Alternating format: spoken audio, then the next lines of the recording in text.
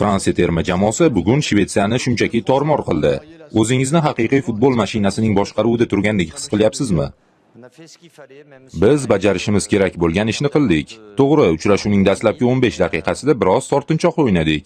Ammo shundan keyin vaziyatlar borasidagi salohiyatimizni namoyish etdik. Yagona kichik afsus birinchi bo'limdagi imkoniyatlardan yetarlicha foydalana olmaganimiz. Shunga qaramay raqibni juda ko'p yugurtirdik va ikkinchi bo'limda ular tabiiy ravishda charchab qolishdi. Futbolchilarimni tabriklayman. Ular bugun ajoyib o'yin namoyish etishdi, chunki bunday uchrashuvlar hech qachon oson bo'lmaydi. Boshqa o'yinlarni ham kuzatdik, hamma qiynalyapti. Bizga esa ishimizni juda yaxshi bajarganimiz sababli nisbatan osonroq bo'ldi. Lekin biz hozircha faqat nimchorak finaldamiz xolos. Albatta, bu bosqichga chiqqanimiz quvonarli, ammo bu hali yo'lning bir qismi. Shu ishonchni saqlab qolishimiz kerak. 4 kundan keyin bizni mutlaqo boshqa uslub va sifatdagi raqib kutmoqda. Fransiya terma jamoasida juda kuchli futbolchilar jamlangan va ular maydonga bugungidek kayfiyat hamda yuqori konsentratsiya bilan chiqsa, bu juda quvonarli. Fransiya ko'p gol urmoqda, endi esa umuman gol ham o'tkazmayapti. Jarohatlangan futbolchilar ham yo'qdek. Fransiyada hamma xursand, hatto jurnalistlar ham. Demak, eng katta muammo yo'qligimi? Umuman olganda sizni nima to'xtatishi mumkin?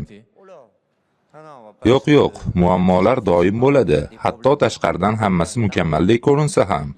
Shaxsan menda hech qanday muammo yo'q. Ammo har doim yaxshilash kerak bo'lgan jihatlar topiladi. Masalan, bugun dastlabki 15-20 daqiqani hisobga olmaganda ham uzatmalarda unchalik aniq bo'lmadik va ayrim vaziyatlarda to'liq kuchimizni namoyon eta olmadik. Bundan tashqari maydon sifati ham to'pni tez harakatlantirishga uncha mos emas edi. Lekin mayli, muammo qidiraveringlar. Bu tabiiy holat. Hammasi haddan tashqari mukammal va silliq bo'lishi shart emas. Biz hech qachon ortiqcha euforiyaga berilmaymiz. Hozir nimchorak finaldamiz va shu lahzadan zavqlanishimiz kerak. Garchi tashqaridan bu odatiy holdek tuyulsa ham. G'alabadan quvonishni bilish kerak. Keyin 48 soat ichida oyoqni yerga qo'yib, bor e'tiborimizni Paragvayga qarshi o'yinga qaratamiz. Tribunadan qaraganda eng hayratlanarli jihat futbolchilarning o'zlari o'yindan oladigan ulkan zavqi.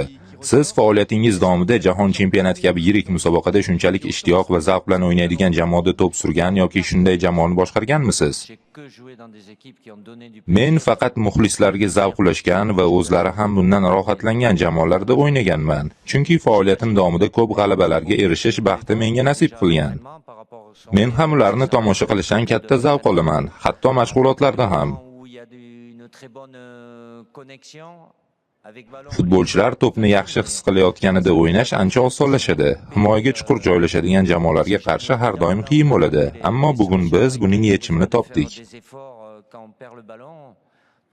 To'pni yo'qotgan paytda esa uni qaytarib olish uchun hujumchilargacha bo'lgan barcha futbolchilar birdek mehnat qildi. Bu juda ijobiy belgi va men bundan faxrlanaman. Endi shu darajani saqlab qolish va muntazam takrorlashimiz kerak.